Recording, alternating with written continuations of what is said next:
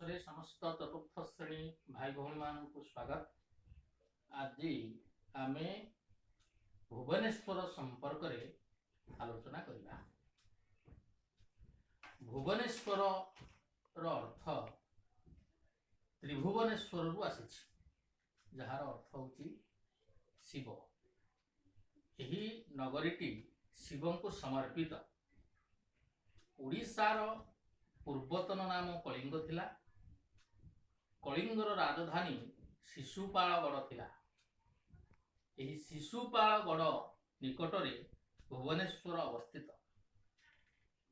यह 1949 मसीहा अगस्ट 19 तारीख दिन ओडिशार राजधानी है।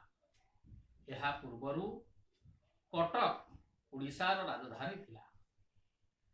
यही सहरर डिजाइन करथिले विशिष्ट जर्मान स्थापत्यविद ओटो कुनिराबर्ग। यह खोर्धा जिले में अवस्थित। यह को मंदिर मालिनी सहर बोली कहुए। भुवनेश्वर रे अनेक दर्शनीय स्थान अवस्थित। एठारे आम राज्य और केंद्र सरकारंकर विभिन्न कार्यालय मान रही। सेथिमध्यरु राजभवन। राजभवन अर्थ जोठारे राज्यपाल वास करती। विधान सौध। सौधर अर्थ कोठाघर। आम विधान सभार सदस्य माने जो घरे आलोचना करती ताको विधान सौध कहती। सचिवालय, राज्य संग्रहालय, उत्कल विश्वविद्यालय, दूरदर्शन केंद्र आदि अच्छी। एठारे मध्य आंचलिक उद्भिद गवेषणा केंद्र, पठाणी सामंत प्लानेटोरियम ओ ओडिशार सबुठु बड़ विमान घाटी बिजू पट्टनायक विमान घाटी। बिजू पट्टनायक नाम अनुसार नामित होइछि। एठारे अवस्थित। नंदनकानन, चिड़ियाखाना और उद्भिद उद्यान पाई भुवनेश्वर भारत प्रसिद्ध।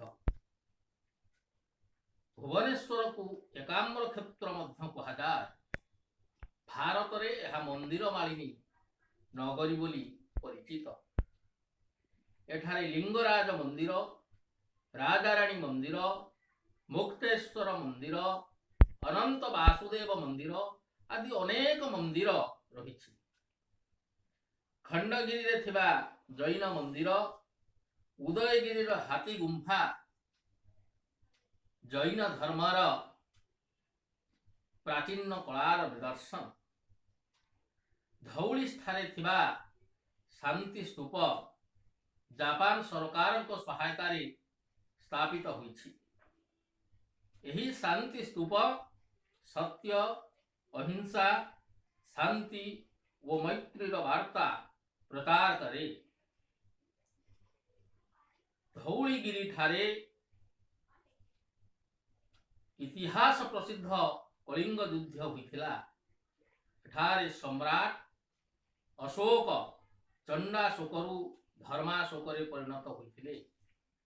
धौलीगिरी अदूरे दया नदी प्रवाहित। हिंदू, बौद्ध और जैन धर्मर अपूर्व संगम भुवनेश्वर। हिंदू कलाकृति, बौद्ध कलाकृति और जैन कलाकृति एठारे परिदृश्यमान होता। पुरी, कोणार्क और भुवनेश्वर को मिसाई यह को स्वर्ण त्रिभुज नाम रे नामित करा जाइछि। पर्यटक मानकु आकृष्ट करिबारे ओडिशा रे भुवनेश्वर अद्वितीय। तुमे माने छुट्टी समय रे निजे और निज परिवार सहित भुवनेश्वर को बुली जीव एवं ଅନେକ କଥା ଏଠାରୁ ଦେଖିବ ଶିଖିବ ମଧ୍ୟ। ଆସିଲା ଆଉ ଗୋଟିଏ ଜିଲ୍ଲା ଖୋର୍ଦ୍ଧା। ଖୋର୍ଦ୍ଧା ଜିଲ୍ଲାର ଖୋର୍ଦ୍ଧା ସହର ଇତିହାସ ପ୍ରସିଦ୍ଧ। ରାଜସ୍ଥାନ ଯେପରି ବୀରଭୂମି ରୂପେ ଭାରତରେ ପରିଚିତ, ଖୋର୍ଦ୍ଧା ସେହିପରି ଓଡ଼ିଶାର ବୀରଭୂମି। ପାଇକ ମାନଙ୍କ ପାଇଁ ଖୋର୍ଦ୍ଧା ପ୍ରସିଦ୍ଧ। ଖୋର୍ଦ୍ଧାର ପାଇକ ମାନଙ୍କ ଯୋଗୁଁ ଖୋର୍ଦ୍ଧା ସବା ଶେଷରେ ଇଂରେଜ ମାନଙ୍କର ଶାସନାଧୀନ ହୋଇଥିଲା। ତନ୍ତ ବୁଣା ଲୁଗା ପାଇଁ ଖୋର୍ଦ୍ଧା ଭାରତ ପ୍ରସିଦ୍ଧ।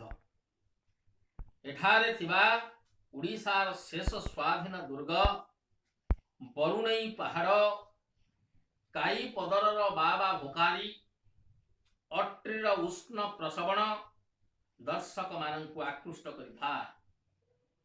କାଇପଦରରେ ଉଭୟ ହିନ୍ଦୁ ଓ ମୁସଲମାନ ମାନେ ବାବା ଭୋକାରୀଙ୍କୁ ଆରାଧନା କରିଥାନ୍ତି। ଅଟ୍ରିଠାରେ ଥିବା ଉଷ୍ଣ ପ୍ରସବଣରୁ ଗରମ ଜଳ ମାଟି ତଳୁ ବାହାରେ। ଏହା ଚର୍ମ ରୋଗ ପାଇଁ ଲାଭପ୍ରଦ। ଆଜି এই দুইটি ସହର ସମ୍ପର୍କରେ ଆମେ ଜାଣିଲେ। କାଲିକି ଆଉ କିଛି ଆମେ ଆଲୋଚନା କରିବା। ସମସ୍ତ ଚତୁର୍ଥ ଶ୍ରେଣୀ ଭାଇ ଭଉଣୀ ମାନଙ୍କୁ ସ୍ୱାଗତ। ଆଜି ଆମେ ଭୁବନେଶ୍ୱର ସମ୍ପର୍କରେ ଆଲୋଚନା କରିବା। ଭୁବନେଶ୍ୱରର ଅର୍ଥ ତ୍ରିଭୁବନେଶ୍ୱରରୁ ଆସିଛି, ଯାହାର ଅର୍ଥ ହେଉଛି ଶିବ। ଏହି ନଗରୀଟି ଶିବଙ୍କୁ ସମର୍ପିତ। ଓଡ଼ିଶାର ପୂର୍ବତନ ନାମ କଳିଙ୍ଗ ଥିଲା। କଳିଙ୍ଗର ରାଜଧାନୀ ଶିଶୁପାଳଗଡ଼ ଥିଲା।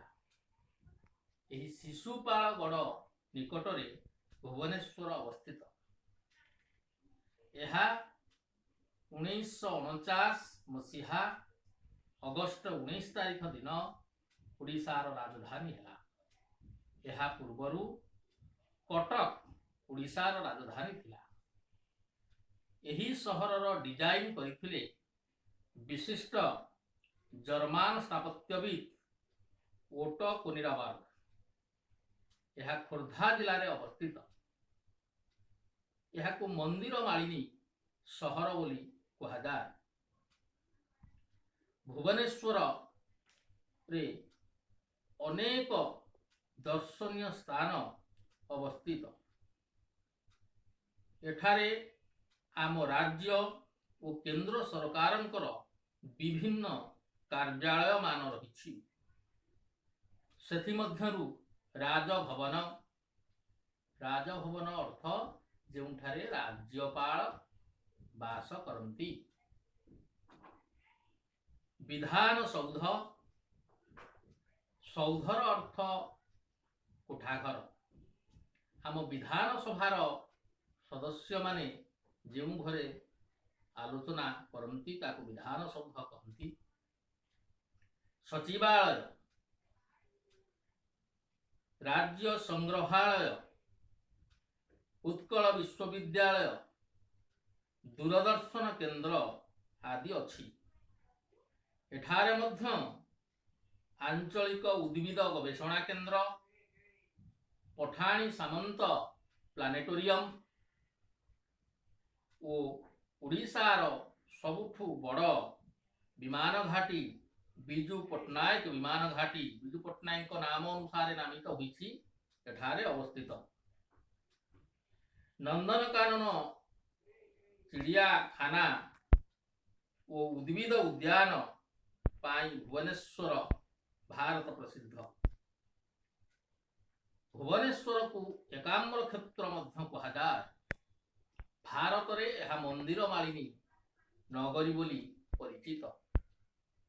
ଏଠାରେ ଲିଙ୍ଗରାଜ ମନ୍ଦିର, ରାଜାରାଣୀ ମନ୍ଦିର, ମୁକ୍ତେଶ୍ୱର ମନ୍ଦିର, ଅନନ୍ତ ବାସୁଦେବ ମନ୍ଦିର ଆଦି ଅନେକ ମନ୍ଦିର ରହିଛି।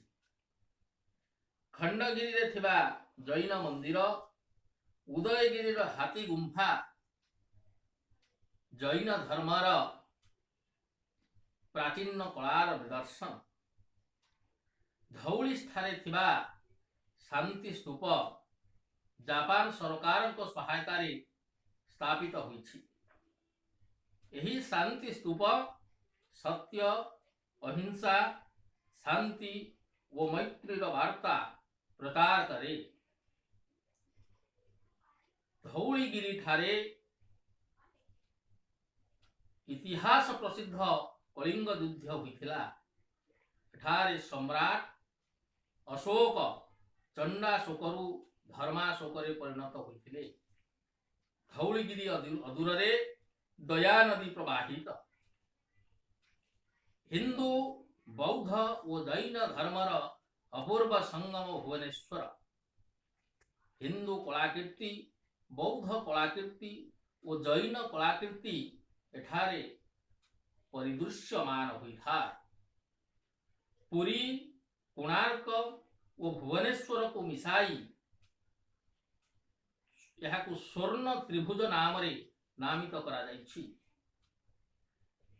ପର୍ଯ୍ୟଟକମାନଙ୍କୁ ଆକୃଷ୍ଟ କରିବାରେ ଓଡ଼ିଶାରେ ଭୁବନେଶ୍ୱର ଅଦ୍ୱିତୀୟ। ତୁମେମାନେ ଛୁଟି ସମୟରେ ନିଜେ ଓ ନିଜ ପରିବାର ସହିତ ଭୁବନେଶ୍ୱରକୁ ବୁଲିଯିବ ଏବଂ ଅନେକ କଥା ଏଠାରୁ ଦେଖିବ, ଶିଖିବ ମଧ୍ୟ। ତାପରେ ଆସିଲା ଆଉ ଗୋଟିଏ ଜିଲ୍ଲା ଖୋର୍ଦ୍ଧା। ଖୋର୍ଦ୍ଧା ଜିଲ୍ଲାର ଖୋର୍ଦ୍ଧା ସହର ଇତିହାସ ପ୍ରସିଦ୍ଧ। ରାଜସ୍ଥାନ ଯେପରି ବୀରଭୂମି ରୂପେ ଭାରତରେ ପରିଚିତ, ଖୋର୍ଦ୍ଧା ସେହିପରି ଓଡ଼ିଶାର ବୀରଭୂମି। ପାଇକମାନଙ୍କ ପାଇଁ ଖୋର୍ଦ୍ଧା ପ୍ରସିଦ୍ଧ। ଖୋର୍ଦ୍ଧାର ପାଇକମାନଙ୍କ ଯୋଗୁଁ ଖୋର୍ଦ୍ଧା ସବା ଶେଷରେ ଇଂରେଜମାନଙ୍କର ଶାସନାଧୀନ ହୋଇଥିଲା।